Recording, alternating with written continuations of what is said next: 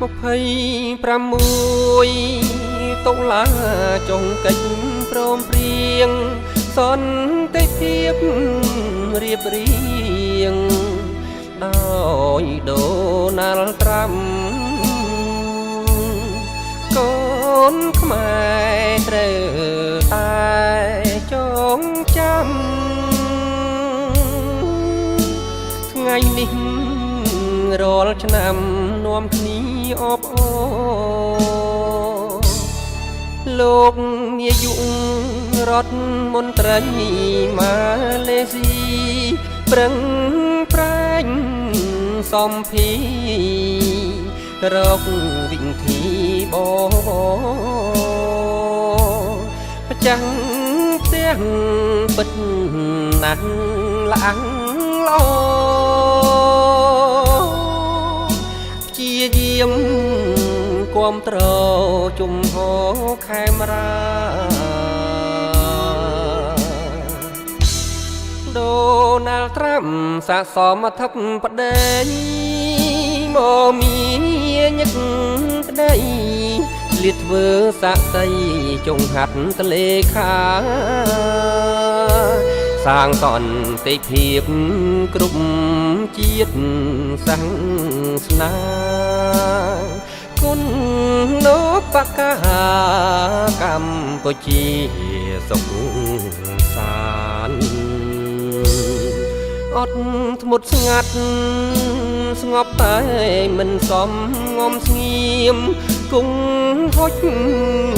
ផលភ្លៀមនាំជាតិឈួងសានត្រានសំដាច់ទាំងទ្វេរុញច្រានប្រទេសខ្សែមខ្សានបានផុតពលី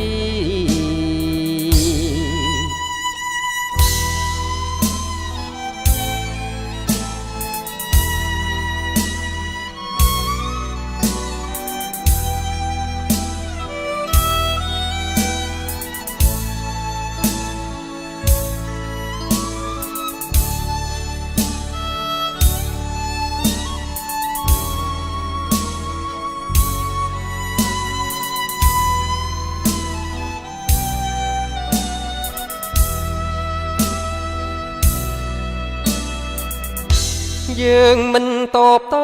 តែឈរប្រុងត្រៀមជាងបងហូឈាមបន្តសង្គ្រាមឈាមដាបប្រតិពីប្រទេសចិត្តខាងបានសុខទាំងពីរមិនយកជីវិតលះបង សាងសន្តិភាពប្រៀបបានឋានសួគ៌សុបិនខុសពីបងហិន